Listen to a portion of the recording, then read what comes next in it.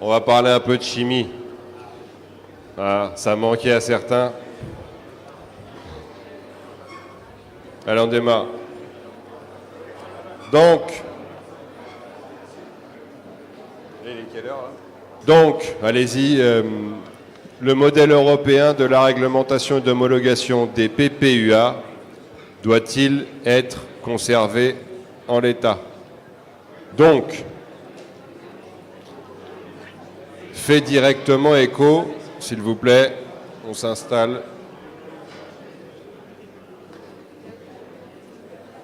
Cet atelier, vous l'avez bien compris, fait directement écho aux grosses difficultés de ces dernières années en Calédonie en matière de PPUA, et il fait très directement référence à la réglementation sur les PPUA actuellement en vigueur, multiplement, comment on peut dire ça, multiplement contestée devant les tribunaux et qui, in fine, du coup, ne satisfait personne, que ce soit, on le voit bien, les consommateurs et que ce soit les producteurs. Donc, on s'est posé cette question-là.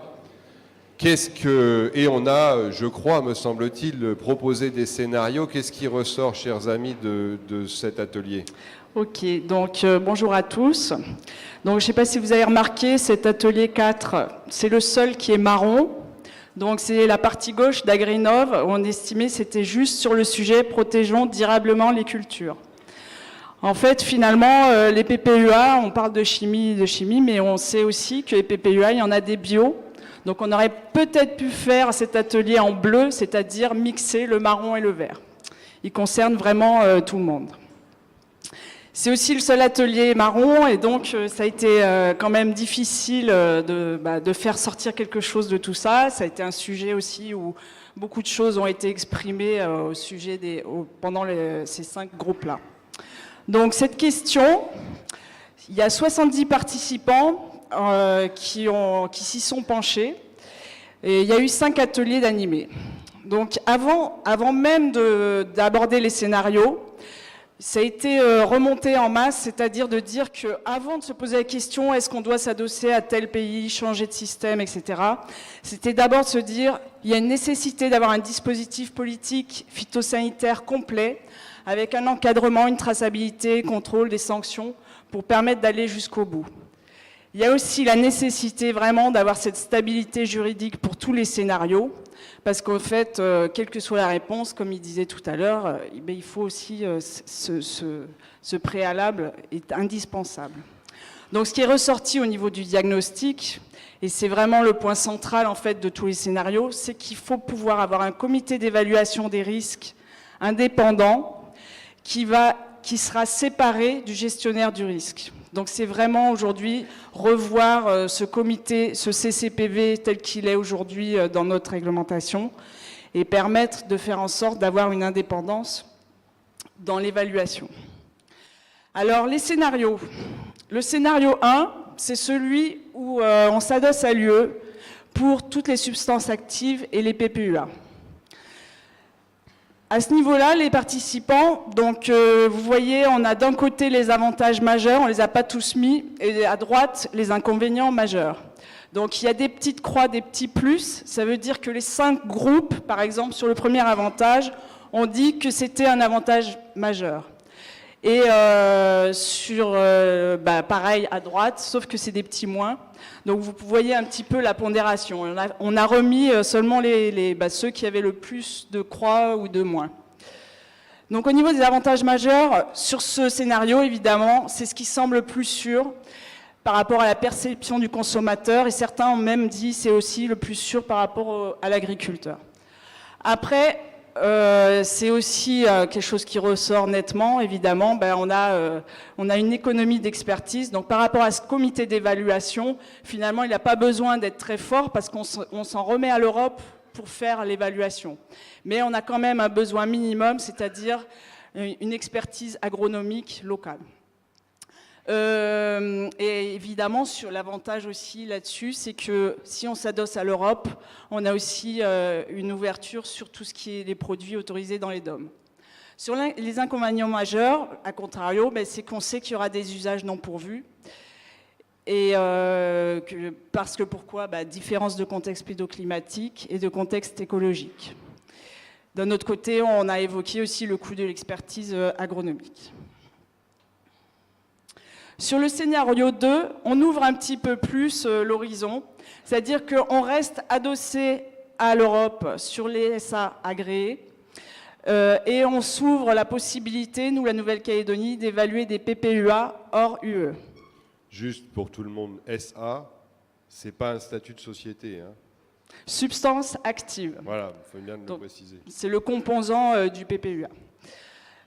Donc à ce niveau-là, les avantages, c'est que du coup on augmente un petit peu la quantité d'usages qui sont mieux pourvus et on augmente évidemment l'abondance des références techniques. Sur les inconvénients majeurs, du coup le coût de l'expertise, ce comité d'évaluation il va coûter plus cher parce qu'il faudra plus de monde et parce qu'il faudra aussi fixer certaines LMR, etc.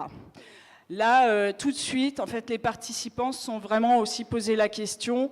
Bon, ce comité d'évaluation nous paraît quand même consommer des moyens, et donc poser la question sur l'avantage coût-bénéfice par rapport, en fait, à la petitesse du marché des PPUA. Pardon. Voilà. Et alors là, à partir du moment où on commence à évaluer nous-mêmes, on se dit aussi, certains l'ont dit, des délais d'instruction qui commencent à devenir un peu plus hauts, certaines traductions des responsabilités liées à ça, et également un besoin de communication accru auprès du consommateur. Voilà, c'était trop fort.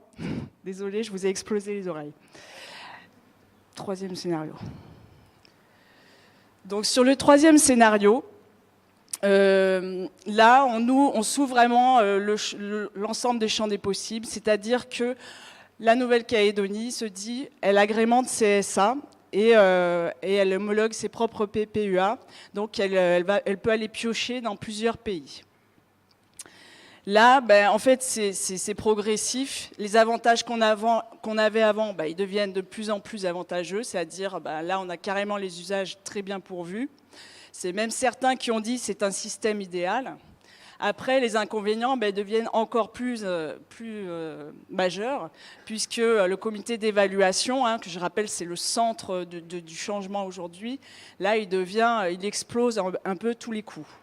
Et ce qui est ressorti aussi, c'est les délais d'instruction, on estime, qui vont vraiment aussi augmenter. Voilà. Il y a aussi, en fait, la question s'est posée. Du coup, on est moins transparent et il y a un risque d'être plus flou dans la politique en disant qu'on s'ouvre à tout. Et du coup, un besoin de communiquer plus parce que la confiance du consommateur, elle sera peut-être plus sensible. Voilà. Sur le scénario 4, on s'est posé la question en fait d'adopter un système de s'adosser complètement à un autre pays que la zone Europe. Donc on se fonde sur une référence qui est en conditions équivalentes aux conditions de Nouvelle-Calédonie, mais du coup on se repose complètement sur ce pays au niveau du comité d'évaluation des risques, et du coup forcément on y retrouve les avantages, c'est-à-dire qu'on n'a pas besoin d'experts.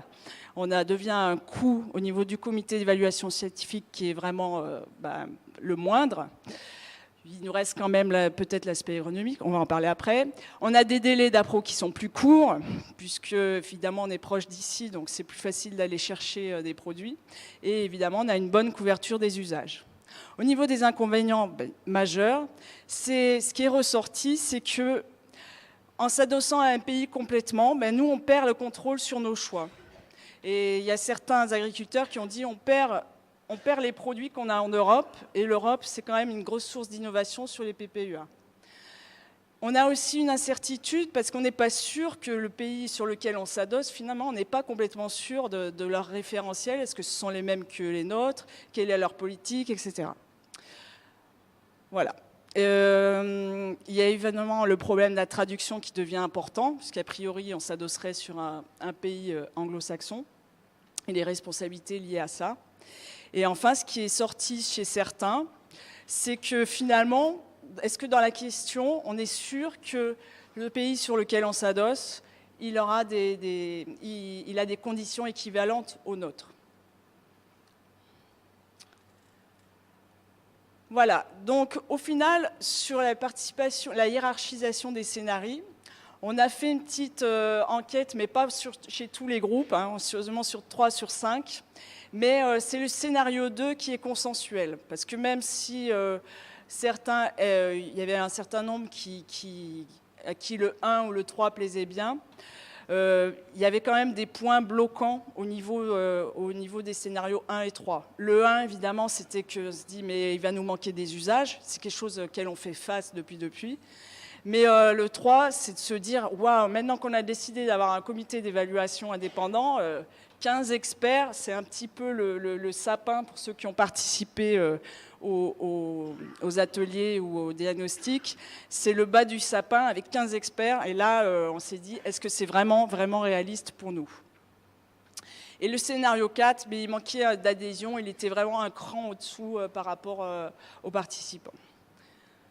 Sur les 4 scénarios, que devient la liste candidate à la substitution?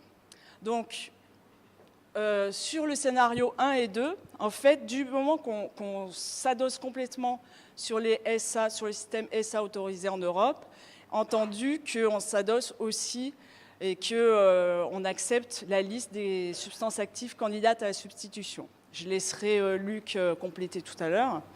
Sur le scénario 3, puisqu'on se dote d'un comité d'évaluation, là, on a la possibilité justement d'évaluer ces substances candidates à la substitution. Peut-être fallait-il que je fasse un rappel sur ces substances candidates.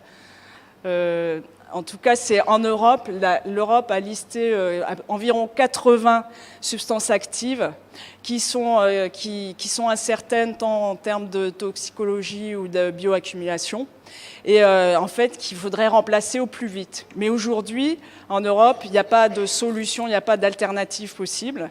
Mais les pays, du coup, s'orientent pour essayer de les remplacer prioritairement, on va dire.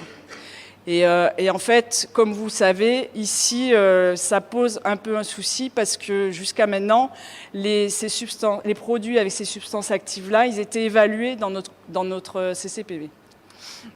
Et sur le scénario 4, en fait, la question est hors sujet, puisque si on s'adosse complètement à un pays extérieur, eux, ils n'ont pas cette liste-là de substances candidates à la substitution.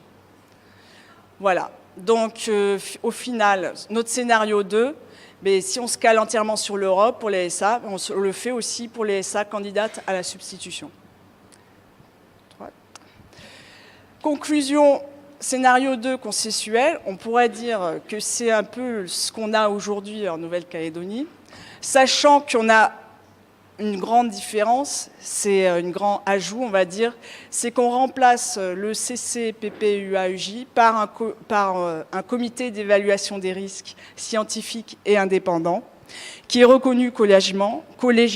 Donc ça, c'est les propositions des groupes, toujours. Et on a réfléchi aussi aux moyens. Donc évidemment, soit on l'internalise en Nouvelle-Calédonie. Il y a eu des remarques sur se dire, mais bon, si on l'internalise, est-ce qu'il n'y a pas des risques de conflit d'intérêts dans un si petit pays?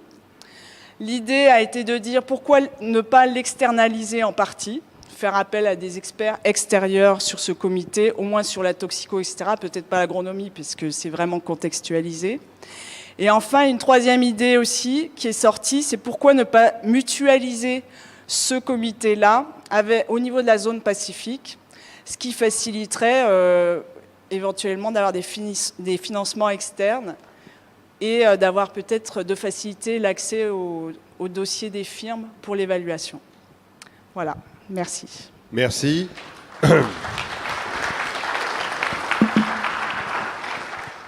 Ceux qui ont vraiment c'est quand même super technique. Ceux qui ont des soucis de compréhension, vous avez le droit de demander des clarifications. Parce que le but, là, c'est qu'on sorte de là en ayant bien compris les tenants et les aboutissants de cette affaire. Donc, en clair, le scénario qui est retenu, vous avez bien compris, il dit on prend l'Europe. Et on ouvre à d'autres choses, et on monte un comité, contrairement au comité consultatif actuel, on monte un comité scientifique indépendant.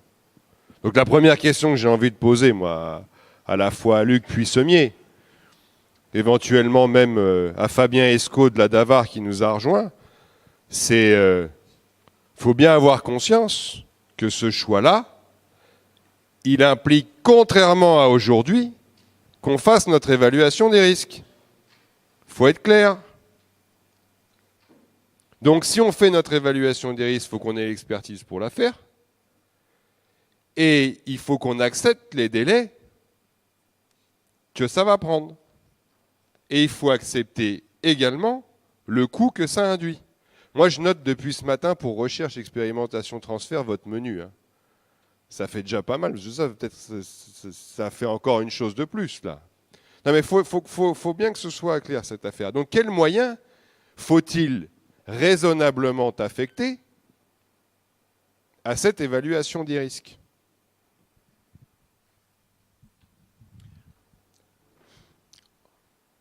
Effectivement, bon, quand on autorise des produits, il faut prendre des responsabilités et donc il faut accepter que ça a un certain coût également.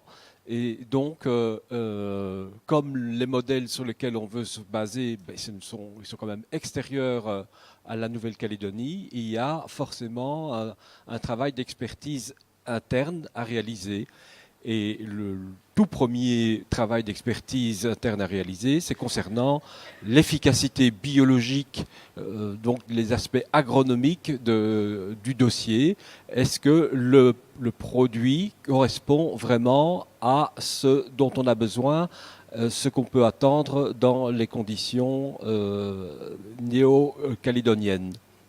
Donc ça nécessite un contact avec des experts qui ont cette expérience d'expérimentation sur le terrain, qui sont donc familiarisés avec les différents points qu'il faut évaluer pour juger de la pertinence d'un produit. Il s'agit évidemment de l'efficacité directe, mais également aussi d'autres aspects tels que le respect des auxiliaires, la gestion d'une résistance possible. Donc il y a tous ces aspects-là qui sont en tout premier lieu à répondre. Et ça, c'est aussi bien pour le scénario 1 où on s'adosse complètement sur l'Europe que pour le scénario 2 où on accepte des PPUA hors européens. Donc de toute façon, cette expertise, aussi bien pour le scénario 1 que pour le scénario 2, elle est nécessaire. C'est l'expertise vraiment de base, c'est le sommet du sapin. Ensuite, si on accepte également des substances, des produits, des PPUA, dont la substance active est autorisée en Europe, mais pas le PPUA lui-même, ça nécessite quand même de réaliser des travaux complémentaires d'expertise dans les autres domaines, qui sont les pôles concernant la toxicologie et les pôles concernant l'environnement.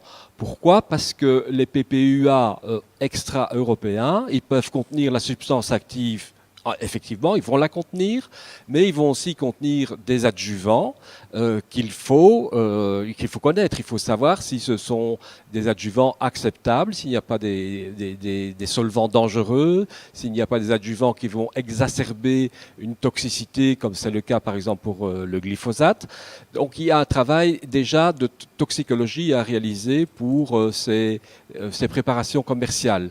Également, puisqu'il s'agit de PPUA qui ne sont pas homologués en Europe, forcément les conditions d'utilisation de ces substances qui sont préconisées pour la Nouvelle-Calédonie vont être dans un contexte différent de celui de l'Europe et donc on n'a pas une garantie que les LMR européens vont s'appliquer d'office à ces PPUA, même s'il s'agit de substances actives qui sont déjà autorisées en Europe. Peut-être pas sur cette culture-là, peut-être pas dans ces conditions d'utilisation avec le même dosage, etc.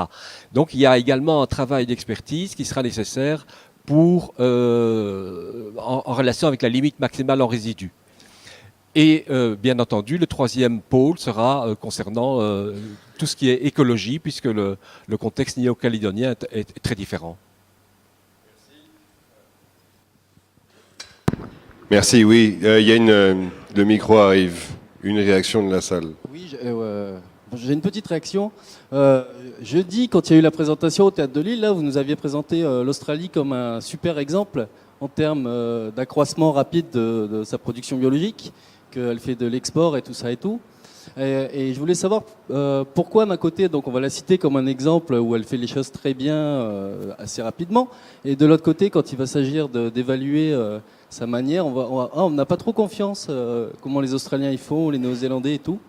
Et donc je voulais savoir qui c'est qui évalue cette confiance-là par rapport aux pays qui sont autour de nous, comment ça se fait.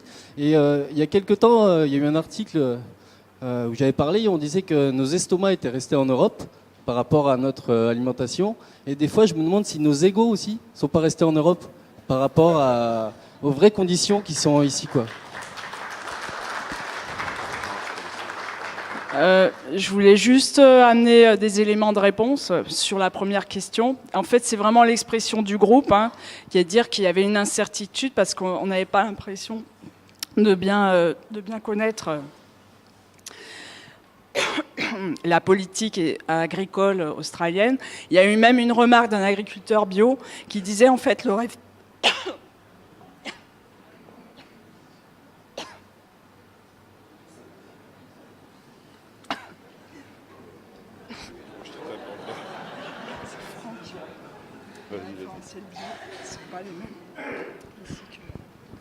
Oui, Franck disait que les référentiels bio ne sont pas les mêmes en Australie qu'ici. Oui, ok.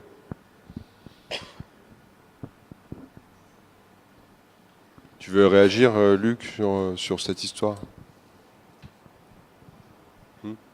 Est-ce que ce qui nous est dit, c'est notre ami se demande si, par hasard, il n'y a pas que notre estomac qui serait resté en Europe, mais nos égos, dans la mesure où qu'est-ce qui fait que l'Australie est plus mauvais que nous, que l'Europe, et qu'est-ce qui détermine le fait qu'on est d'une certaine façon, enfin en tout cas que se véhicule et se perpétue cette idée. La question, du coup, moi j'en rajoute une, c'est est-ce qu'il ne faudrait pas commencer par faire une vraie étude de comparaison des systèmes? Moi, je pense que d'un point de vue purement dossier d'homologation, l'Australie ou l'Europe, il ne doit pas y avoir beaucoup de différences. Donc, comme je l'ai expliqué lors de l'exposé en plénière, la méthodologie est la même, les tests sont les mêmes, donc on suit vraiment les mêmes schémas partout dans le monde. Ce qui fait peut-être une différence avec l'Europe, c'est que pour le principe, il y a des choses qui sont mises en avant, qui ne sont peut-être pas mises en avant de la même façon en Australie.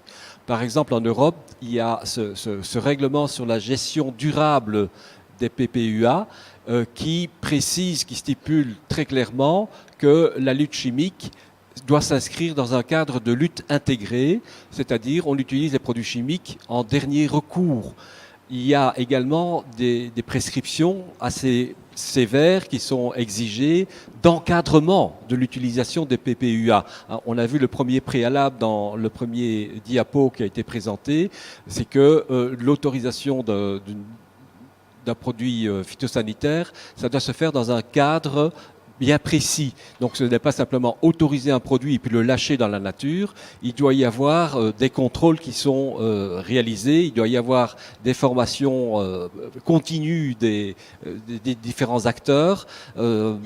Et donc ce préalable doit être rempli et l'Europe insiste beaucoup sur ce préalable d'encadrer l'utilisation des produits phytosanitaires de façon à ce qu'ils soient bien balisés et utilisés plutôt en dernier recours, alors qu'en Australie, ce sera simplement un outil comme un autre.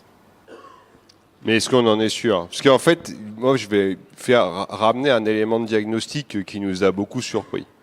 C'est-à-dire qu'on a eu énormément de phrases comme ça. C'est ça doit être moins, ça doit être ci, ça doit être là, mais il n'y a pas eu, on n'a pas trouvé dans la bibliographie d'éléments qui l'objectivent. Voilà. Donc c'est sûr qu'une des réflexions qu'on peut se faire, c'est que ça serait mieux, sans doute, qu'on objective réellement les différences pour qu'on arrête de parler de on dit, de peut-être, de ça doit être. Bon voilà, mais ça c'est un élément de diagnostic d'étonnement qui nous a beaucoup surpris. C'est-à-dire que tout le monde dit c'est mieux. Voilà. Après, quand on est en Europe, il y a 1 500 000 salariés dans la chimie. Faut pas l'oublier quand même, mais bon. Fabien, juste, est-ce qu'on peut revenir sur cette question du comité? Il y avait une autre réaction peut-être qu'on aurait omise. Est-ce qu'on peut revenir quand même sur ce point de réforme majeure, qui est la révision complète, à la fois de la composition et donc forcément du rôle du comité, c'est-à-dire faire de la vraie évaluation des risques? Je ne sais pas si tout le monde comprend dans la salle ce qu'on est en train de dire. C'est qu'aujourd'hui, on croit être protégé, en fait. Hein? Parce qu'on s'est adossé à l'Europe. On croit être protégé. Voilà. Donc, qu'est-ce que tu en penses de ça? On est bien d'accord que l'approche initiale de s'adosser à l'Europe, c'est justement ce que tu viens de dire, Zoltan, c'est effectivement de s'affranchir dans le contexte néo-calédonien et compte tenu de nos capacités effectivement à gérer l'évaluation scientifique, de s'adosser à un système européen, puisque bon, si on le fait simple, il y a 4 scénarios qui ont été proposés. Entre guillemets, les 4 scénarios sont possibles, sauf le dernier qui est un peu discutable, sont possibles avec la réglementation actuelle. C'est-à-dire qu'aujourd'hui, la réglementation actuelle, effectivement, on dit qu'on est adossé effectivement sur l'Europe, donc c'est le principe général et notamment qu'on applique sur l'équivalence, donc qui a des procédures simplifiées d'agrément. Mais on est en capacité d'agréer des SA européennes et d'utiliser des PPUA australiens, si c'est de ça dont on parle. On est aussi en capacité d'agréer des SA non autorisés en Europe, et on le fait parfois. Par rapport à la réglementation, je voudrais quand même faire un bref rappel. Elle est extrêmement récente. Et juste rappeler un peu quel est le rôle de la DAVAR, parce qu'en fait, bon, la DAVAR, c'est effectivement la première main à l'écriture de la réglementation, hein, qui est quand même votée par les élus du Congrès, mais cette réglementation, c'est aussi fait dans un cadre de concertation. Ce qu'on peut quand même dire, si je vais être caricatural, c'est que depuis qu'elle est votée, la réglementation ne s'est jamais appliquée. Puisqu'en fait, nous passons d'arrêté d'urgence en arrêté d'urgence. Aujourd'hui, on en a pris un dernière, on vient juste d'en prendre un, le gouvernement plus exactement vient juste d'en prendre un, et etc. C'est-à-dire qu'on a aujourd'hui beaucoup de difficultés à faire vivre notre réglementation. Elle est effectivement extrêmement décriée, mais on n'arrive pas à la faire vivre. Et donc on vient de quand même modifier la réglementation. On est passé 2 fois au Congrès en 3 mois de temps pour modifier la réglementation. C'est dire effectivement qu'elle est perfectible, mais c'est dire aussi l'autre problème qu'on a par rapport à cette réglementation, c'est qu'elle n'a jamais été appropriée par le monde agricole, parce qu'elle est effectivement un peu trop complexe. L'objectif au départ, c'était bien, on parle nous d'un comité consultatif PPUA. Tel que la réglementation a été imaginée à l'origine, ce comité n'avait pas vocation à se réunir souvent. Puisqu'effectivement, l'idée, c'était de s'adosser sur un système européen et ensuite de traiter que, entre guillemets, les substances actives non agréées en Europe. C'était la vision initiale. Dans les faits, ça ne se passe pas comme ça, puisqu'il y a les candidates à la substitution là, qui ont été évoquées, et qui sont donc agréées en Europe, mais qui sont effectivement des substances candidates à la substitution, puisqu'elles elles posent question effectivement pour des questions de santé, d'environnement, et donc il y a un choix d'arrêter ces substances et de pouvoir les remplacer par autre chose, mais pour l'instant il n'y a pas d'alternative. Donc il y a bien ces travaux à conduire par rapport à ça. Quant au comité effectivement scientifique tel qu'il est exposé aujourd'hui, j'ai pas d'avis particulier. La seule question, c'est qu'on est malgré tout empêtré dans notre réglementation actuelle. La vraie question que je me pose, c'est quelle est notre capacité à gérer ce comité scientifique. Humainement, bon, financièrement, à la limite, je dirais pas que c'est un détail, mais presque. Mais effectivement, c'est notre capacité humaine, c'est-à-dire que les experts, on va les prendre où là-dessus, et comment on va faire vivre effectivement ça, et pour quels objectifs in fine, de quoi on est en train de parler, de combien de produits, et de quoi parle-t-on exactement? Avant de se lancer effectivement dans un comité scientifique nouveau, tel que je l'entends, à la limite, En tant que Davar, j'aurais tendance à dire que cette solution, bien évidemment, elle va nous satisfaire, puisqu'elle va nous sortir du dispositif et on va se reposer effectivement sur un comité d'experts qui va effectivement dire si oui ou non, dans notre contexte, on peut ou on ne peut pas utiliser ce produit. C'est extrêmement sécurisant pour la Davar, donc moi je ne peux être que satisfait effectivement de cette proposition. Mais mon doute, c'est quelle est notre capacité à la mettre en œuvre. Bon, merci. On en reste là. Je voudrais dire un mot sur cette fameuse liste des substances candidates à la substitution. Bon, on l'a évoqué à plusieurs reprises, mais soyons très très clairs. Donc il s'agit de 77 produits qui sont pour l'instant agréés en Europe, mais qui posent problème parce qu'ils ont des propriétés intrinsèques particulières en matière de persistance et de bioaccumulation et à cause de ça, un potentiel sur la reproduction. Alors, qu'en est-il exactement? Donc, ces substances sont évaluées, et elles ont été réévaluées et elles ont été agréées. Ça veut dire que, effectivement, même si elles ont un potentiel intrinsèque de persistance et de bioaccumulation, tous les tests qui ont été réalisés en conditions naturelles ont montré que dans les conditions naturelles, il n'y avait pas de bioaccumulation, il n'y avait pas de persistance excessive, et que donc les produits passaient les différents seuils, les différentes barrières donc, qui font que le produit pouvait être accepté. Le seul problème, c'est qu'on ne peut pas tout tester à tout moment, sur toutes les espèces, etc.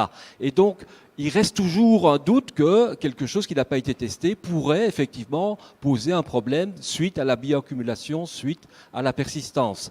Donc, c'est pour ça qu'elles sont mises sur cette liste de substances candidates à la substitution, parce qu'on se dit que, malgré tout, si on peut trouver des alternatives qui sont moins persistantes ou moins bioaccumulables, on n'a plus cette espèce d'épée de Damoclès qui nous pend au-dessus de la tête, qu'on n'a pas tout testé et que peut-être qu'il y a quand même quelque chose, malgré que tous les tests réalisés sont positifs. Donc ça, c'est pourquoi ces substances sont sur la liste. Maintenant, que faire avec ces substances qui sont sur la liste? Alors, il y a 3 possibilités, il n'y en a pas plus, il y en a 3. La première, c'est qu'on s'adosse à l'Europe. Les substances sont agréées en Europe, eh bien, on les agrée également puisqu'on est adossé à l'Europe. Et si en Europe, on trouve une substance de substitution qui est meilleure et qu'elle n'est plus agréée, eh bien, on suit l'Europe, on s'adosse à l'Europe et on fait de même en Nouvelle-Calédonie. Donc, la première solution, c'est s'adosser complètement à l'Europe, c'est donc autoriser les substances, même si elles sont sur cette liste candidate à la substitution.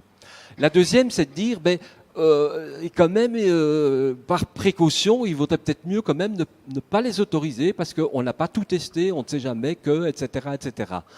Alors, il faut savoir qu'effectivement, donc on peut, par précaution, dire, ces 77 substances, on n'en veut pas. On les rejette tout en bloc en disant il y a un potentiel il y a un risque potentiel qu'on ne veut pas prendre.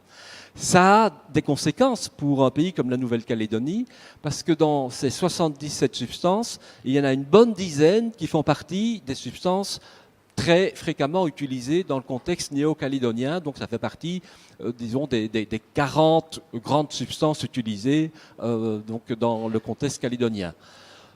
Première chose à dire. Deuxième chose à dire, le fameux glyphosate qui est tellement contesté, il n'est même pas dans cette liste. Le glyphosate ne pose pas de problème de persistance ou de bioaccumulation, il n'est même pas dans cette liste.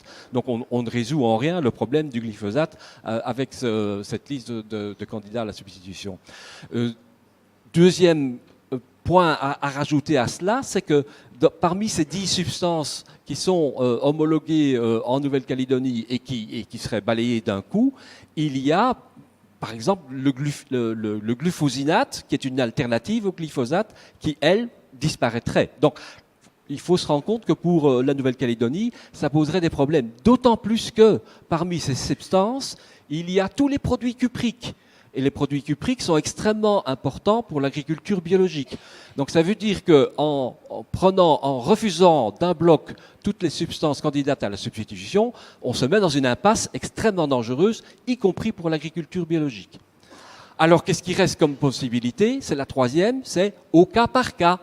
Ben alors au cas par cas, ça veut dire qu'il faut mobiliser une expertise parce qu'il faut commencer à regarder attentivement chacune de ces substances, quelles sont ses propriétés, d'en faire une évaluation des risques pour chacune de ces substances. Et donc, on se trouve tout à fait dans l'hypothèse du scénario 3 où on a mobilisé en Nouvelle-Calédonie une expertise qui est capable de réaliser cette évaluation des risques de façon suffisamment conséquente pour en prendre la responsabilité. Bien, eh ben écoutez, on parlera de tout ça dans l'atelier 7, c'est-à-dire où est-ce qu'on va mettre l'argent de l'expertise. Ça va être un vrai sujet, puisque à un moment donné, comme on va la mettre et dans le bio, et dans les intrants, et dans les techniques alternatives, et dans l'évaluation des PPUA, ben on voit où vont passer les budgets de la prochaine mandature. Merci beaucoup.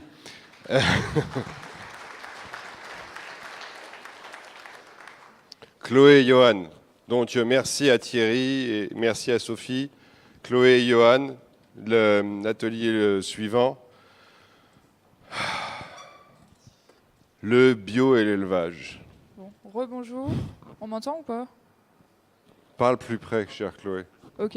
Tout à l'heure, j'ai parlé trop fort, alors là, Merci. je vais essayer de calibrer. Du coup, sur le sujet des filières animales, on avait un atelier pour traiter toutes les filières animales. Donc, comment on s'est organisé? Dans chaque atelier, on a proposé aux participants de se répartir par type de filière selon leurs préférences.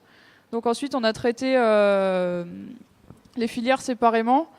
Pour chaque type de filière, on a demandé aux participants d'identifier les atouts et les faiblesses pour le développement de cette filière en bio. Et face à chaque faiblesse, on leur a demandé d'identifier des conditions de réussite et des leviers d'action. Donc là, vous avez à peu près le nombre de participants. C'était l'aviculture qui était le plus représenté avec 25 personnes. Ensuite, le bovin ovin qu'on a mis ensemble avec environ 20 personnes. Puis l'apiculture avec 15 personnes. Et sur le porc, par contre, il n'y avait pas grand monde. Donc on va commencer par, on va vous présenter les résultats filière par filière et à la fin on fera un récapitulatif avec les points bloquants communs qui sont apparus. Donc pour commencer sur la filière apicole, au niveau de la norme, plutôt des points positifs qui ont été évoqués avec l'existence d'un guide de lecture apicole de la NOAB, qui est la norme utilisée en Nouvelle-Calédonie. Un miel qui est déjà de grande qualité de manière générale sur le territoire. Et au niveau de la récolte, de la distribution et de la commercialisation, un système qui fonctionne plutôt bien, avec une demande supérieure à l'offre et un appui du centre de promotion de l'apiculture qui a été souligné. Donc là, on a mis dans récolte parce qu'ils ont des installations que peuvent utiliser les apiculteurs. Mais en fait, c'est un peu au niveau de toute la chaîne de valeur qu'ils interviennent. Donc par contre, un point qui a été évoqué et qui revient dans les autres filières, c'est que le système participatif de garantie est peu attractif. Donc on n'en a pas encore parlé ce matin. Le système participatif de garantie, c'est le SPG. C'est la manière dont est appliquée la NOAB sur le territoire. Donc c'est un binôme producteur et consommateur bénévole qui vont faire les inspections dans les élevages. Donc ça a été considéré comme peu attractif et c'est revenu aussi dans les autres filières. Au niveau des intrants, il y a 2 points qui sont sortis dans les 2 ateliers qu'il y a eu. C'est qu'il n'y a pas de cire bio locale et il y a des difficultés pour se fournir en essaim. Donc ça, que ce soit en conventionnel ou en bio, de manière générale. Donc dans les pistes qui ont été proposées, c'est de professionnaliser la production de cire et d'essaims bio locaux, avec une mise en relation de ces nouveaux producteurs avec les apiculteurs qui sont dans la demande. Et un point complémentaire sur la cire, il y avait une demande de généraliser les analyses de cire avec des possibilités de prise en charge. Au niveau de la production, Le point qui est ressorti dans les deux ateliers, c'était la difficulté à trouver des emplacements de ruchers. Encore plus en bio, mais c'est aussi un problème en conventionnel apparemment. Et donc là, dans les pistes d'action qui ont été proposées, c'était aussi de la mise en relation entre des apiculteurs qui cherchent où installer leurs ruches et des propriétaires terriens. Donc là, il y a eu plusieurs idées, surtout sur des outils informatiques. Et finalement, il y a un point qu'on peut ajouter aussi au niveau de la commercialisation, c'est qu'il n'y a pas forcément de plus-value au niveau de la qualité du miel bio qui est démontré, donc des difficultés à valoriser le produit bio.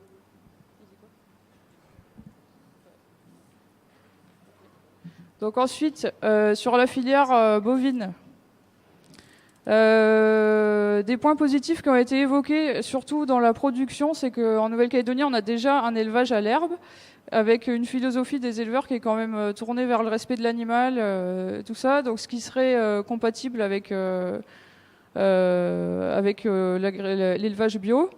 Des solutions techniques qui existent pour diminuer les traitements, donc notamment sur la lutte génétique ou agronomique contre la tique. Et l'OCEF, donc l'abattoir qui a été certifié il y a quelques mois sur les carcasses bio, en lien avec une forte demande des bouchers en viande bio. Sur les limites et les leviers. Donc il y a eu surtout des discussions au niveau des intrants, donc sur la gestion de l'alimentation en période de sécheresse. Donc que ce soit au niveau de l'importation d'aliments, de l'aliment bio, si oui, le prix. Si on produit localement, comment est-ce qu'on fait pour produire du foin bio localement. Des questions aussi sur la reproduction et la prophylaxie naturelle. Au niveau de la production, le point qui est ressorti dans tous les ateliers, c'était qu'en Nouvelle-Calédonie, on a un outil d'identification des animaux qui existe, qui est l'IPG, l'identification pérenne généralisée. Par contre, cet outil, il n'est pas obligatoire. Et donc ça, c'était mis en lien aussi avec une absence de traçabilité vétérinaire. Et donc là, ce qui a été proposé par les participants, c'est de rendre l'IPG obligatoire et de mettre en place des registres d'élevage certifiés par les vétérinaires et contrôlés à discuter. Au niveau de l'abattage, il y a quand même des limites qui ont été évoquées. Donc au niveau de l'OCEF, la question du bien-être animal, parce que les animaux sont abattus après un temps d'attente de 24 heures. Donc il y a la question du stress qui est ressortie dans tous les ateliers.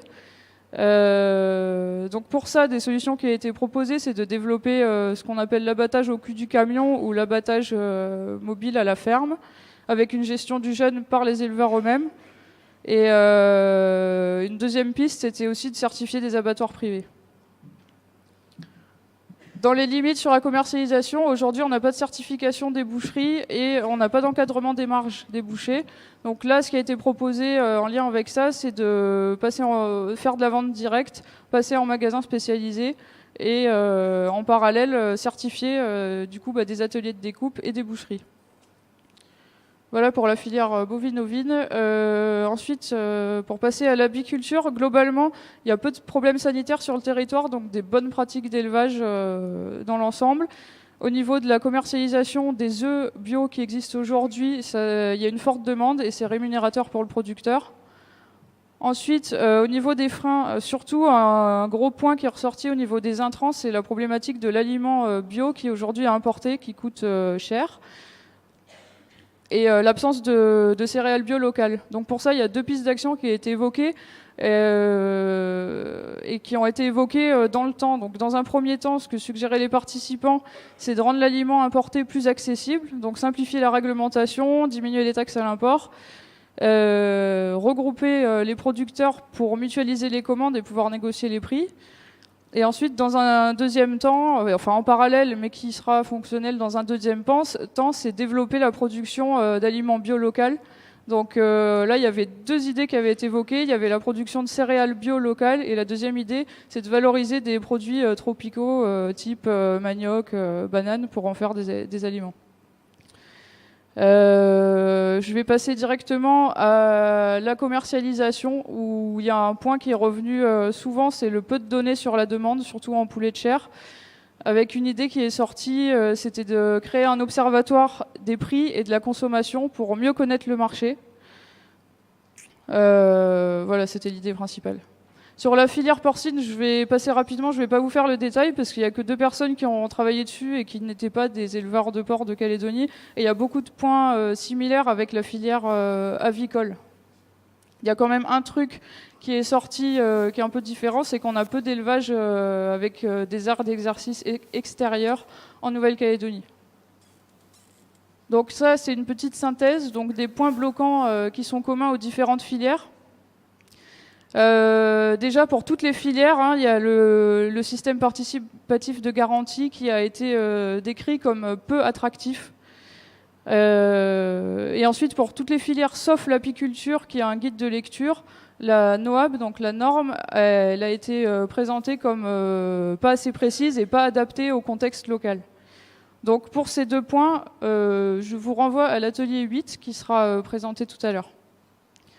Au niveau de la production, ce qui est ressorti dans toutes les filières, c'est un besoin de formation et d'accompagnement et un besoin de valoriser le label BioPacifica. Ensuite, si on prend en compte toutes les filières sauf l'apiculture, on a le point de la production de céréales bio locales qui revient dans les intrants. Un besoin de référentiel technique qui a été exprimé notamment en intégrant des coûts de production, surtout en aviculture. Mais dans les autres filières, l'idée est revenue aussi. Et une nécessité d'étudier la demande en bio en fait, du consommateur. Et ensuite, si on descend encore d'un niveau, on prend l'apiculture et le porcin, l'aviculture, pardon, et le porcin. Il y a 2 points qui sont communs, qui sont revenus. C'est que sur le territoire, on n'a pas des races très adaptées, donc un travail à faire au niveau de la génétique. Aujourd'hui, il n'y a pas d'abattoir certifié pour pouvoir abattre en bio. Et là, on nous a quand même souligné qu'il y avait un projet en cours de la province sud pour un abattoir mixte en aviculture. Donc je ne sais pas si quelqu'un ici pourra en témoigner. Voilà. Et un point important, c'est ce qui est beaucoup revenu, ce qu'on a mis en dessous dans les pistes, notamment pour au niveau de l'alimentation et des céréales bio, c'est de fonctionner en groupement de producteurs. Donc ça, c'est une notion qui est sortie dans toutes les filières et c'est en lien avec l'atelier 2 aussi, où les groupements de producteurs, cette idée est ressortie.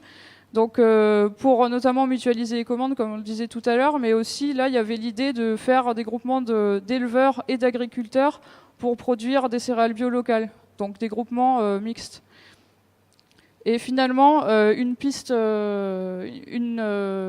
condition de réussite en fait commune à toutes les filières qui a été évoquée un peu dans tous les ateliers, c'est la nécessité d'avoir une politique gouvernementale sur le bio clairement affichée et en soutien au bio. Voilà, merci.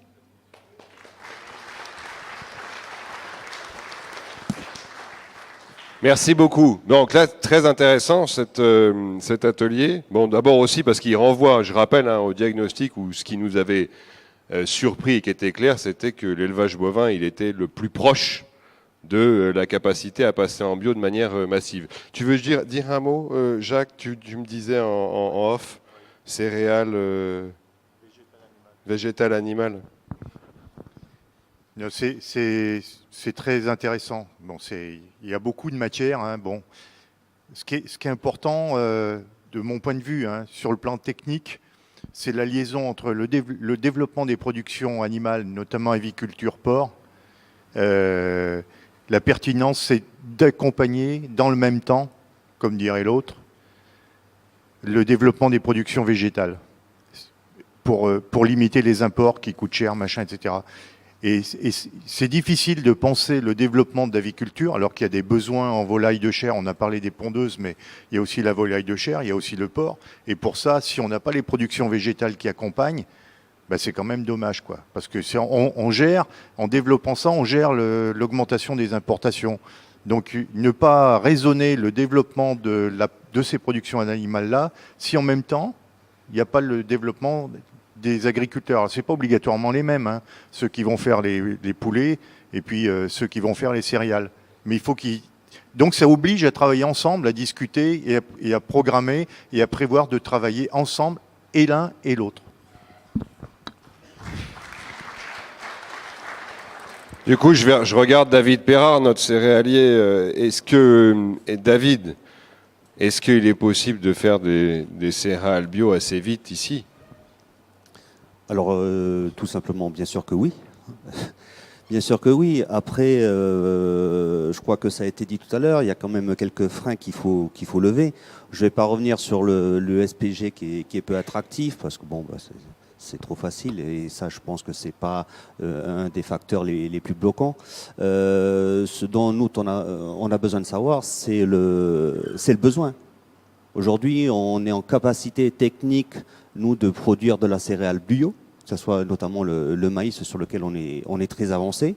Après, il faut formuler le besoin, qui veut quoi, quel volume, et après, derrière, on se rapprochera de la recherche afin d'identifier le variétal approprié de manière à ce qu'on puisse aussi produire ces semences localement. Et puis, je suis tenté de dire que c'est parti. La volonté chez nous, elle est présente. Donc, voyons-nous, organisons les espaces pour échanger, parce que nous, on a une filière qui est très dynamique et on parle avec tout le monde, sauf avec les gens qui se proposent sur des projets bio. Alors moi, je les invite à nous rejoindre autour de la table et qu'on discute ensemble des possibilités qu'on a à tous travailler main dans la main pour plus de bio dans la céréale, mais aussi sur l'animal.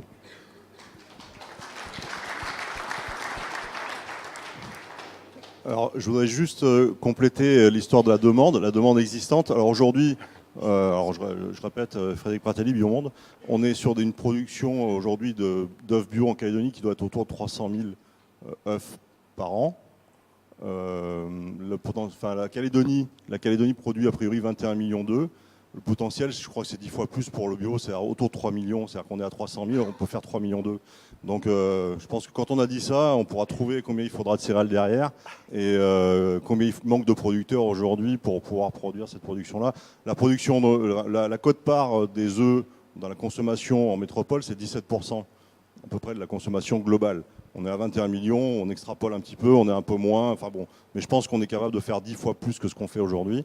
Et effectivement, la problématique de l'aliment aujourd'hui importé, en attendant d'avoir de la production locale, c'est pas tant les taxes à l'importation, parce qu'elles sont pas très élevées aujourd'hui.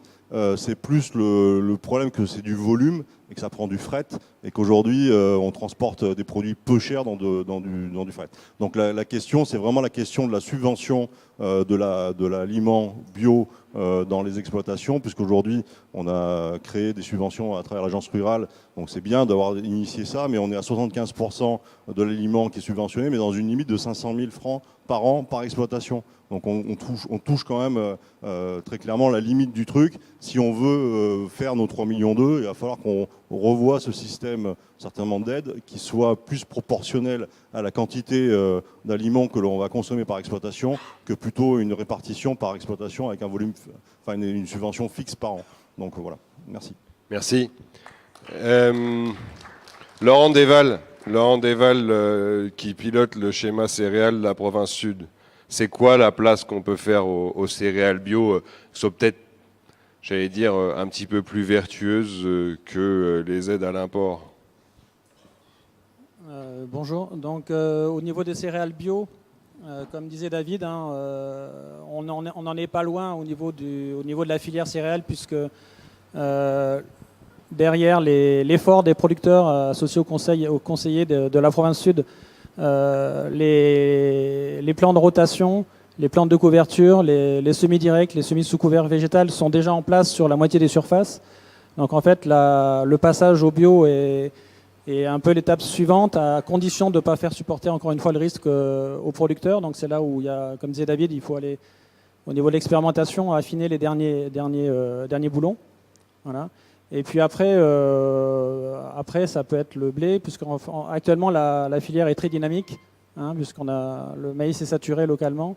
Donc on cherche à diversifier. Donc c'est vraiment actuellement, il y a une possibilité de assez rapidement fournir les élevages, à condition que toute la chaîne soit certifiée bio, y compris les structures de stockage, de traitement des. Donc c'est à la fois simple et un peu compliqué, mais ça pourrait se faire assez rapidement, je pense, dans les prochaines années. Ok. Il y a une réaction là-bas. Question aussi qui va avec et qu'il faudra se poser, c'est celle des abattoirs pour la volaille.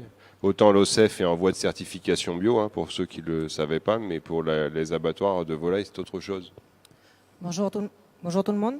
Là, ce sujet-là, c'est comment exprimer pleinement le potentiel de la production bio des filières animales.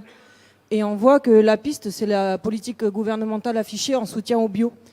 Est-ce que c'est pas en lien aussi avec l'approvisionnement du matériel végétal, des fertilisants, des PPUA bio et aliments? Est-ce que c'est pas une politique gouvernementale de ne pas faire venir du matériel végétal? Autre chose, de tout à l'heure, on a vu dans le diapo qu'il y aurait l'abattage au cul du camion. Étrangement, il y a quelques années, on a demandé à tous les éleveurs d'arrêter d'abattre sur leur propriété.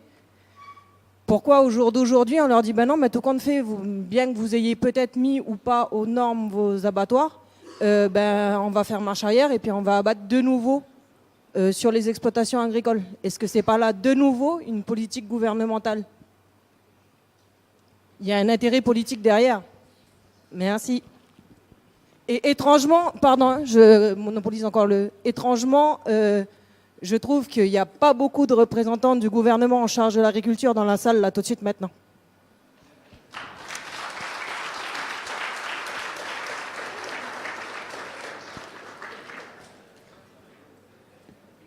Qui veut le micro? Parce que alors là, je vais vous dire, moi, je suis...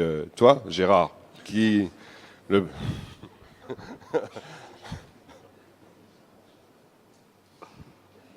Merci Laurine pour la question. Et moi je vais, puisque j'étais dans cet atelier-là avec mon ami Daniel, et je suis quelqu'un qui abat sur mon exploitation, j'ai vu dernièrement un article sur la métropole que les agriculteurs, plus les éleveurs de bovins qui font de la qualité, veulent revenir à des abattoirs de proximité. Pour éviter les transports et ce qu'on connaît, ce qu'il peut y avoir, des hématomes ou quoi. Mais voilà, je veux dire, après, ici, c'est vraiment, nous, ce qu'on souhaite, c'est se regrouper entre éleveurs, venir dans une démarche biologique et vendre notre produit en caissette, comme le font beaucoup d'éleveurs sur leur exploitation. Et c'est ça, je veux dire, c'est surtout ça. Et c'est plutôt, on ne veut pas être concurrent à l'OCEF ou quoi, mais c'est dans cet esprit-là que l'on veut se regrouper et travailler dans cet esprit du bien-être animal et en même temps de l'abattage personnalisé. Non, il y a un commentaire. Il restera. Le bovin très clairement nous est apparu comme étant, je l'ai dit, extrêmement proche de la certification possible. Ne pas oublier que la question des bouchers, hors vente directe, restera un élément fondamental. Je rejoins la dame quand on parle de revenir sur les laboratoires. Plus fort. Par contre, c'est un problème qui reviendra ensuite, tout à l'heure, je pense, dans les autres ateliers. C'est pour revenir aux analyses de sol. On avait un laboratoire sur Nessadio qui a été mis de côté et je pense qu'on en aura besoin dans les années futures. Donc, c'est un problème qui va se reposer encore. Merci, c'est vrai. Ok, pas d'autres commentaires. On passe, je pense que les choses ont été assez clairement présentées. Beau potentiel sur le bio, les sujets de la chaîne. On reviendra tout à l'heure, parce qu'un des points problématiques qui a beaucoup été évoqué dans les ateliers, c'est celui de la NOAB et de l'adaptation de la NOAB. Ne vous inquiétez pas, ce sujet, on fait exprès de ne pas le traiter tout de suite, puisqu'il fait l'objet d'un atelier particulier. Ah, une remarque derrière moi, 2 remarques, oulala. Elle est partie là, bon. Donc vous ne saurez jamais. Voilà. Non, elle est revenue, alors... C'était par rapport à une présentation, c'est parce que j'ai pas compris. Quand il est écrit SPG, pas attractif. Pour moi, le SPG, c'est un système de contrôle. Je ne vois pas en quoi, par rapport à une norme, quand on la contrôle, en quoi le gendarme, quand il est au bord de la route, il n'est jamais attractif. Dans le sens où les... Non, c'est pas ça. C'était dans le sens où quand il faut de l'ESPG, il faut qu'il y ait des bénévoles. Et en fait, les producteurs, ils n'ont pas envie d'être bénévoles, à passer des heures en réunion ou aller inspecter des exploitations. Il y a très peu de consommateurs. C'était dans ce sens-là, SPG peu attractif. Oui, mais comme le SPG, le système SPG, il est associé à la norme, est-ce que derrière la formulation pas attractif, est-ce qu'il y a une proposition? C'est ça ma question. Est-ce que ça se traduit par une proposition d'évolution, mais je ne sais pas laquelle, hein, Alors a priori, il y a la communication qu'il faut renforcer. Mais ce qu'on peut rajouter au système participatif, c'est qu'il existe depuis juin 2018 la certification par tiers. C'est-à-dire qu'aujourd'hui, maintenant, les deux modèles coexistent sur la certification. Donc on n'est plus simplement aussi sur un seul modèle SPG et l'alternative est ouverte pour le choix des agriculteurs, le choix des producteurs. C'est important aussi à retenir. On y reviendra tout à l'heure sur cette histoire de tiers et de SPG. Parce que si on leur fait tout de suite, ils vont se tirer après manger. On attend. Tu vois, donc, sur ça, il faut vraiment venir cet après-midi. C'est aux 3/4 du film. Il y a une vraie scène très intéressante. Olivier, allez, dernière parole, merci. Oui, moi, elle est de nouveau en partie. J'ai toujours une question. Bien. J'ai une question, c'est sur, les bouchers. Il me semble important de les associer. Et est-ce qu'il y a des propositions par rapport à la commercialisation? Parce que chez nous, on a, comme l'a dit Jacques, pour les semences, on a mis en place des dérogations, et pour les bouchers également, et également pour les boulangers. On a accepté que sur l'étal, on a les deux produits, et on a aidé les bouchers à une aide particulière, et aussi les boulangers, à pouvoir payer le contrôle supplémentaire, parce que ça nécessite un contrôle supplémentaire quand il y a les deux produits sur l'étal. Est-ce qu'il y a eu des propositions faites sur ces thématiques? Au-delà des propositions, il y a des discussions et c'est pas nouveau. C'est-à-dire que sur la segmentation de marché par rapport au bio, pour les filières animales, en règle générale, il y a une demande. Des bouchers expriment fortement une demande en disant « moi, deux produits différents, ça m'intéresse. J'ai des clients à satisfaire ». Par contre, après, on en revient toujours à la norme. Quelles sont les contraintes qu'on va m'imposer? Est-ce qu'on m'impose, par exemple, 2 frigos pour ne pas mélanger? 2 frigos pour le bovin, 2 frigos pour le poulet. Enfin, interprétation de tout ça, pas de réponse. Et c'est un peu l'histoire de l'œuf et de la poule, en fait. Voilà. Mais la demande existe. Elle a déjà été exprimée depuis plusieurs années. Oui, tu disais. Oui, non, mais il y a des réponses sur des pratiques de traçabilité des procédures sans avoir 2 frigos différents. Parce que j'entends bien, tout à l'heure, je ne sais pas qui dans la salle a évoqué les problèmes de stockage pour les céréales, évidemment. Alors les céréales en volume, quand tu fais de la collecte, ça pose un autre problème de volume. Bon. Mais quand on est chez des bouchers, des boulangers, on ne va pas leur demander sur l'arrière-boutique de multiplier tout par 2. Donc on a des systèmes et des procédures de traçabilité qui ont été mis au point et qui permettent de valider que le produit que tu vas chercher dans ton stock, il est bien bio, même s'il n'est pas loin. Bon, ça existe. Il y a les solutions. Hein. Ce que je peux rajouter sur ce point, c'est qu'on l'évoquait tout à l'heure, on a la récente certification de l'OCEF, qui est un maillon, une étape indispensable. Je rajouterai aussi à cela que Agrinov et puis la thématique qu'on a aujourd'hui permet d'en débattre et de se retrouver pour continuer un peu le bout de chemin qu'on évoquait un peu déjà depuis ce matin. Donc c'est aussi un moment pour se dire, les acteurs doivent se retrouver, et à partir de là, on continue le chemin qui était avec le préalable de l'OCEF, maintenant aujourd'hui abouti, et la suite va se mettre en place, je pense, assez facilement. Et on confirme, pour terminer, dans la phase de diagnostic, que les bouchers expriment qu'il y a une vraie demande des consommateurs et qu'un certain nombre d'entre eux sont prêts à passer le pas, et on sait tous dans la matière qu'il faut les locomotives. En tout cas, elles sont présentes. Donc il y a sans doute vraiment dans l'année là, pour le coup, une victoire rapide à obtenir. Merci beaucoup. Donc,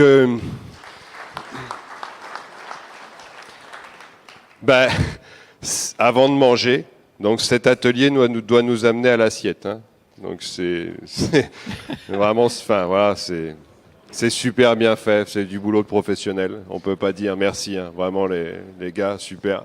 Voilà, je vais essayer de vous mettre en appétit et de vous garder en haleine. Ah, donc le 6, ça se trouve, on va le faire en 2 fois parce qu'on va avoir trop faim, mais c'est un sujet absolument crucial. C'est-à-dire comment on passe du champ au consommateur. En dehors de la vente directe, là, il y a un très gros problème. Et on espère que cet atelier va contribuer à le résoudre.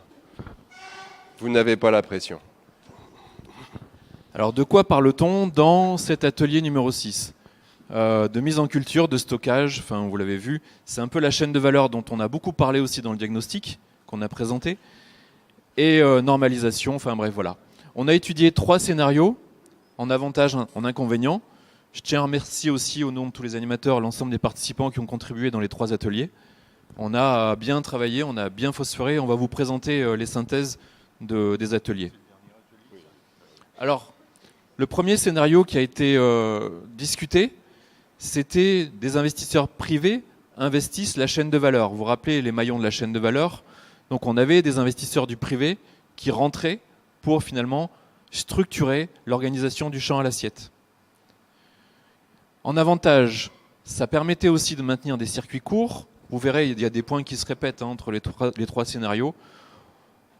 Il est supposé parmi les participants que ça permet d'avoir avec l'investisseur privé un facteur d'efficacité commerciale. C'est-à-dire qu'il y a un enjeu de rentabilité et d'objectivation. Ça permet d'envisager la mutualisation de moyens en point essentiel, la liberté d'entreprendre, qui rejoint aussi la notion de privé, d'investisseur, la diversité des marchés également qui était revenue avec plus de compétitivité, avec des acteurs privés encore une fois, une concurrence stimulante et au final, avec ce qui a été exprimé, une meilleure connaissance du marché. En inconvénient, dans la structuration de l'organisation du champ à l'assiette, on était aussi avec un constat inconvénient de beaucoup de petites entités avec peu de rentabilité, en tout cas présupposées comme telles, sur des volumes, sur des effets de seuil, sur le poids dans les négociations commerciales, éventuellement pour rentrer sur le marché des GMS, il y avait effectivement un questionnement. Également, qui est revenu très souvent, là le premier point c'était les 5 ateliers qui l'ont, enfin 5 fois, c'est revenu 5 fois parce qu'il y a eu plusieurs séquences. Sur le point suivant, sur les inconvénients, c'était la concurrence commerciale. Finalement, on pouvait penser qu'au fil du temps, les acteurs du privé, certains grossissent au détriment des autres, avec un risque éventuel de monopole. En tout cas, d'asseoir peut-être une prédominance de quelques acteurs au final. C'est une hypothèse. On a un problème aussi sur la volatilité des prix, l'encadrement, le contrôle. Le contrôle de l'intégration des produits bio. Alors pour vous rappeler aussi que dans du champ à l'assiette, on a une contrainte qui est essentielle, c'est la traçabilité et l'intégrité du produit bio. C'est-à-dire que du champ à l'assiette, il faut pouvoir certifier et s'assurer qu'il n'y ait pas de mixité, de mélange, de contamination. Enfin, je ne veux pas faire peur, mais c'est un peu l'idée d'intégrité du produit.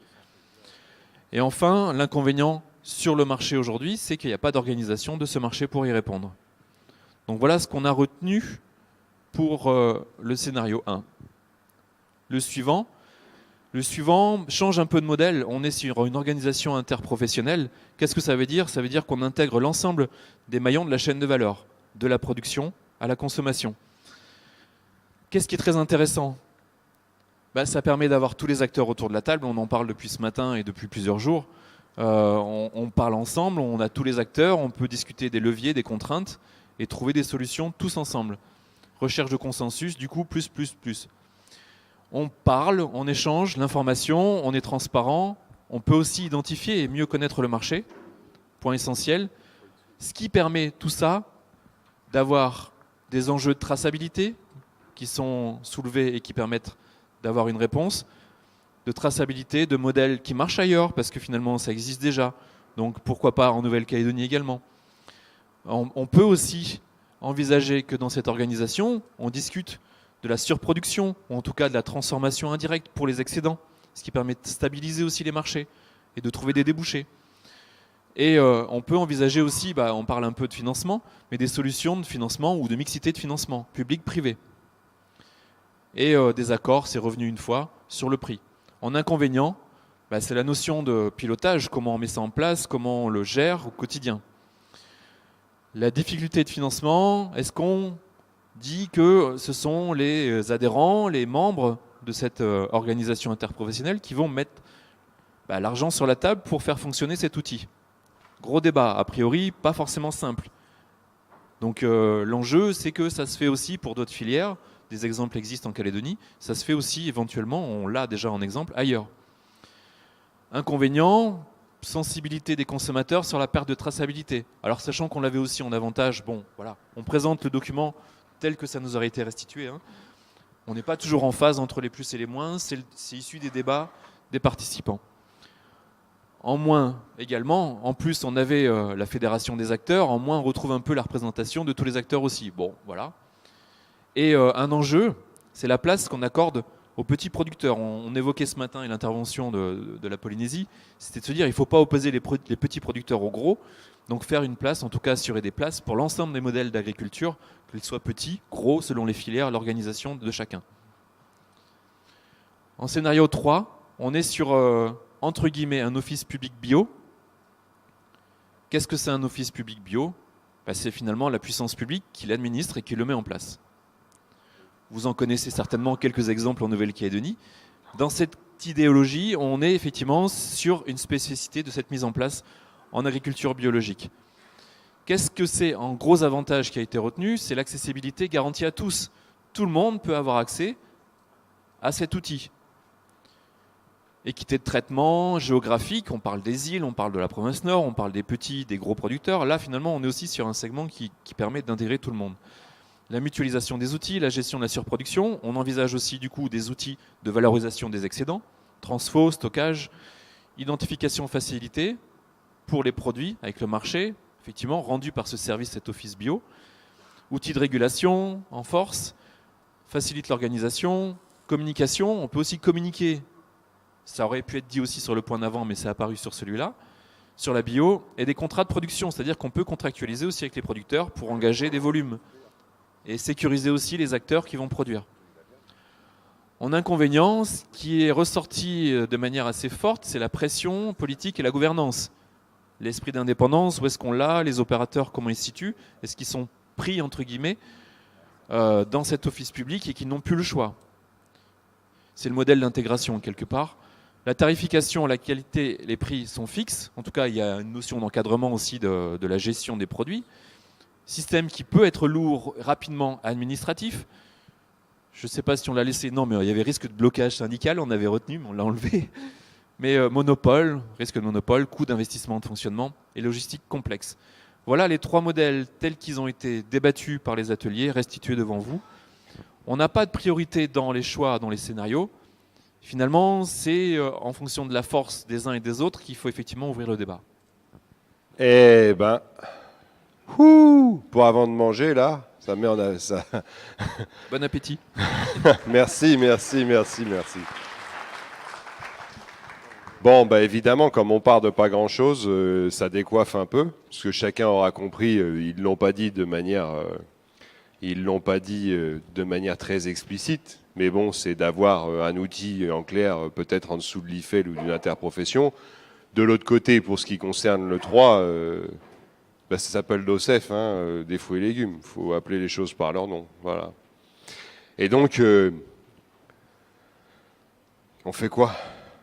Parce qu'il faut qu'on le règle, ce sujet. Ah, c'est... Hein? Avant de manger, ça va être dur, mais faut qu'on règle ce sujet absolument. Donc, où est-ce qu'est Adeline de l'OCEF là? Je voudrais lui poser une question. Vous la voyez? Elle est là, Adeline de l'OCEF.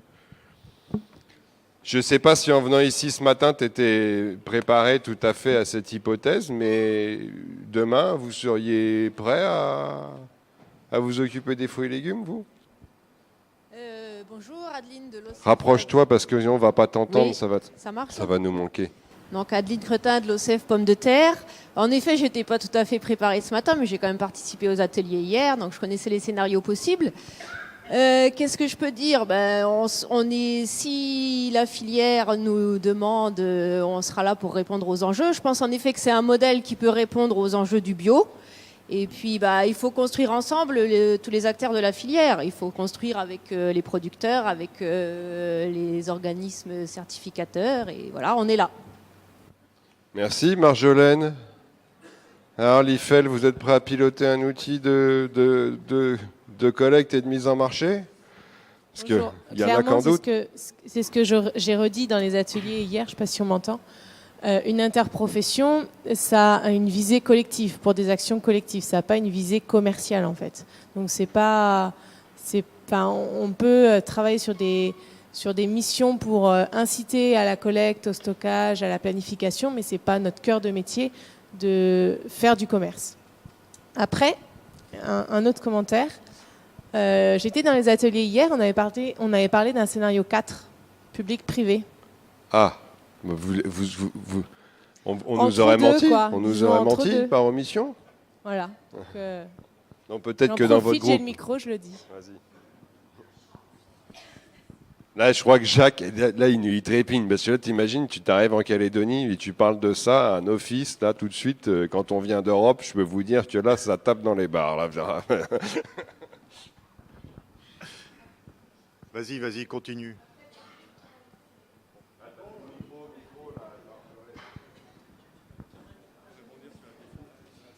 J'ai le grand micro. Du coup, après, juste pour rajouter une interprofession, on en a un peu parlé avec les autres ateliers. Oui, pour accueillir un comité bio au sein d'une interprofession, pour faciliter les dialogues, échanger, communiquer, oui, je pense que ça a toute sa place. Après, aux professionnels de décider. Alors moi, c'était juste pour compléter, mais pour compléter la façon dont les comités bio des interprofessions nationales, donc je parle le lait, la viande, les fruits et légumes, les céréales, etc., les semences, on a une commission interprofessionnelle, tu dis on ne discute pas commerce, bon, j'ai été dans tous les comités, hein. Non, on ne l'écrit pas dans les comptes rendus, hein. D'accord ?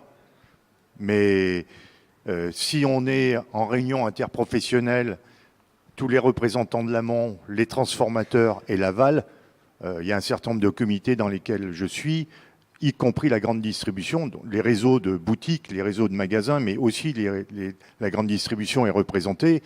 Et évidemment, autour de la table, on ne va pas afficher qu'on va faire à tel prix, mais quand même, on discute, il y a le marché, il n'y a pas le marché, tu as le marché sur les pommes, tu n'as pas le marché sur les pommes, etc. Voilà. Bon. Donc, pour nous, hein, je ne sais pas la vision ou les contraintes qu'il y a quand on parle ici d'interprofession, mais en tout cas, en France, quand on parle d'interprofession, pour faire simple et schématique, c'est la gestion de l'équilibre de l'offre et de la demande dans toutes les productions. Il faut discuter de ça, parce que ce n'est pas la peine d'envoyer des agriculteurs en bio sur telle production si ou la transfo ou les gens de l'aval de la distribution, ils vous disent « moi, je n'ai pas le marché ». Hein. Donc tout ça, ça se prépare et ça ne peut se préparer fondamentalement en termes de filière qu'au sein d'Interpro. Alors après, il y a deux formes d'Interpro qui sont présentées là. Une qui est plus proche de ce que moi je connais en métropole et une autre qui est plus c'est plus dépendant de l'État, quoi. Bon, fédéral, oui. Que les pouvoirs publics, ils aient un regard qui stimule, qui soutiennent, ça c'est une chose. Mais les relations commerciales, les flux, etc., c'est quand même les gens de terrain qui les font. Hein. Donc le partage de la pression, j'ai vu que dans les menaces, il y avait des trucs écrits, là, moi ça me parle. Et puis dernier point, puis je m'arrête, parce que je vais vous lasser. Les scénarios, ils sont présentés comme étant... Enfin, on pourrait penser que, par exemple, le scénario 1, où on laisse la place aux entreprises privées pour faire finalement la régulation, hein, c'est ça qui est dit. C'est pas parce qu'on fait une interprofession qu'il faut empêcher les entreprises d'exister. Hein. D'accord ? C'est important, quoi, parce que si on n'a pas les entreprises qui existent, on n'aura pas d'interprofession de toute façon. Hein.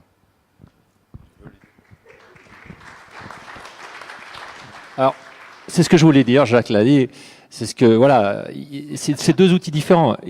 On a besoin de produire et on a besoin de vendre. Donc, il faut donc identifier les marchés. Donc, on en a évoqué. Et après, il faut les organiser. Donc, on a besoin de vendeurs, on a besoin de distributeurs. Donc voilà, pour moi, c'est des scénarios qui sont complémentaires. C'est pas l'un ou l'autre. Je pense qu'il faut travailler sur l'ensemble de la chaîne. Je me hasarde, Mehdi, le scénario 4, c'était quoi? C'était l'OCEF avec une gouvernance un peu rénovée et une commercialisation, je sais pas, c'est quoi l'idée derrière ça? Parce qu'on entend beaucoup parler de ça, dire on fait l'OCEF, mais on modifie la gouvernance, non? Je sais pas. Alors, deux éléments. Le premier, juste pour rebondir complètement sur interprofession, quand je dis c'est pas nous, cœur de métier, au sens c'est pas nous de faire du commerce. Après, bien sûr, le but c'est d'analyser les marchés, de faciliter en fait ces outils de production. Donc complètement pour distinguer et pas les opposer. Complètement d'accord. Sur le deuxième point, la question public-privé, je ne sais pas, vraiment à réfléchir, mais oui, il existe en tout cas, je sais, dans d'autres pays, il existe des partenariats publics-privés où le public a ce rôle en fait de lisser les écarts de prix et les positions non rentables. On le sait aujourd'hui en Calédonie qu'on a quand même des productions assez étalées où c'est très compliqué d'assurer la collecte pour un acteur privé puisque ça ne sera pas rentable et c'est pas rentable. Et aujourd'hui, on le voit très bien. Ça fait plusieurs années où il n'y a pas d'acteur privé qui s'est emparé du sujet. Donc il faut aussi se poser la question du pourquoi. Donc ce partenariat public-privé, le rôle du public de prendre en charge la partie non rentable et privé pour assurer un raisonnement, un fonctionnement de rentabilité, de modèle économique business, puisqu'il faut être compétitif, il faut être innovant et voilà, et répondre aux problématiques qui sont soulevées. Merci. Autre commentaire? Non, c'est quand même un sujet très important, parce que... où? Là? Je peux pas, je suis désolé. Ah, 2. Stéphane. Bonjour. Bonjour, Stéphane Soué-Lavergne, agriculteur à Pointe-Boute, certifié agriculture responsable et président de la coopérative COP1, qui est une coopérative de commercialisation de fruits et légumes. Donc c'est, pour moi, au niveau de la commercialisation, il faut que ça soit, étant donné que c'est le fruit de notre travail, nous agriculteurs, c'est à nous agriculteurs à gérer notre commercialisation. Donc après, on n'a pas le temps forcément d'aller faire le tour des magasins, le tour des marchés ou le tour des grossistes pour vendre notre produit. Donc c'est pour ça qu'en fait la coopérative elle a été créée. Donc on est plusieurs producteurs à mettre en commun notre production qu'on emmène dans notre coopérative. Donc en suivant bien les différentes classifications que met en place l'IFEL. Donc sur les différents produits de première catégorie, deuxième catégorie. Au sein de notre coopérative, il y a que des producteurs qui sont dans des démarches de certification, donc soit en agriculture responsable, soit en agriculture biologique. Et donc en fait, au niveau de la traçabilité des produits, c'est pour les personnes qui s'occupent de notre commercialisation, c'est leur défi numéro 1, c'est qu'il y ait une bonne traçabilité sur nos produits. Et l'avantage, c'est que c'est nous qui donnons, nous les producteurs, nous les coopérateurs de cette coopérative-là, qui donnons les objectifs pour savoir vers quel marché on va. Et là, on est en train de travailler sur nos programmes de plantation, parce qu'on s'était aperçu dans les débuts de la coopérative qu'on se retrouvait des fois plusieurs à produire du même produit, et par rapport à la clientèle qu'avait la coopérative, on était en surproduction sur certains produits, puis 15 jours après, il n'y en avait plus. Donc là, on est en train de travailler sur nos programmes de plantation pour essayer de lisser notre production par rapport aux saisons, et comme ça, on est en train de l'exposer, on est en train de voir pour fournir des cantines. On travaille aussi avec des grossistes, on a nos clients, il y a aussi bien les gens qui vont faire le bord de route, qui vont faire de la vente en direct, que des grandes surfaces. Et au sein de la coopérative, il y a aussi des tout petits producteurs comme des plus gros producteurs. Et l'avantage pour ceux qui avaient peur que les gros mangent les petits, au sein d'une coopérative, c'est un homme, une voix. Donc on ne regarde pas la grosseur de l'exploitation, mais c'est un homme, une voix. Donc tout le monde a le même droit de parole, et donc voilà quoi. Donc, mais pour moi, voilà, c'est la commercialisation, je vais répéter ce que j'ai dit au début, c'est le fruit de notre travail. Donc si ce n'est pas nous qui maîtrisons ça, enfin voilà quoi, on ne maîtrise plus rien. Merci. Donc, voilà. Raymond.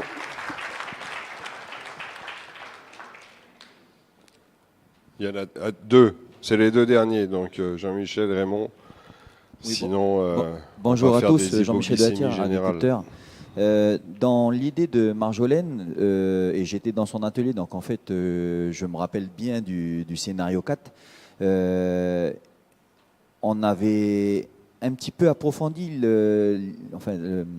il y a l'existence déjà d'ateliers, de structures qui existent, notamment sur la côte Est. Il y a des associations locales qui s'occupent déjà de la distribution, de la récolte, de la collecte plutôt des produits agricoles. Et en fait, il y avait simplement, on aurait pu améliorer le système existant en fédérant en fait ces associations avec des unités telles que la COP1 pour justement tisser en fait la toile et que y ait une continuité sur la distribution de ces produits. Voilà, merci. Merci.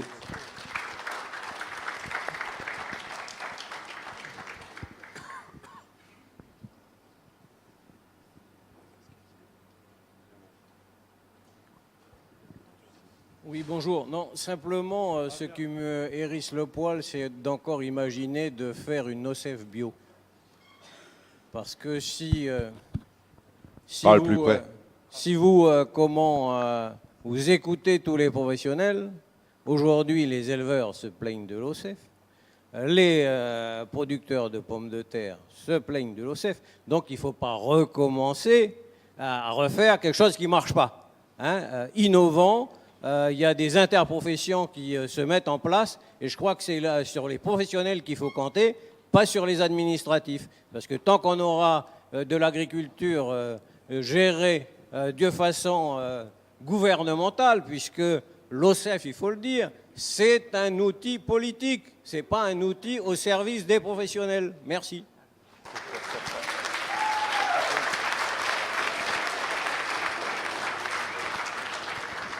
Bon, merci, on a fait la thèse, l'antithèse, la synthèse. Ah bon, pas forcément dans le bon ordre. Le principal, c'est qu'on les ait fait tous les trois. Donc je vous propose qu'on aille manger. Je vous annonce quand même évidemment le programme pour vous reveniez des épisodes 5, 6, 7...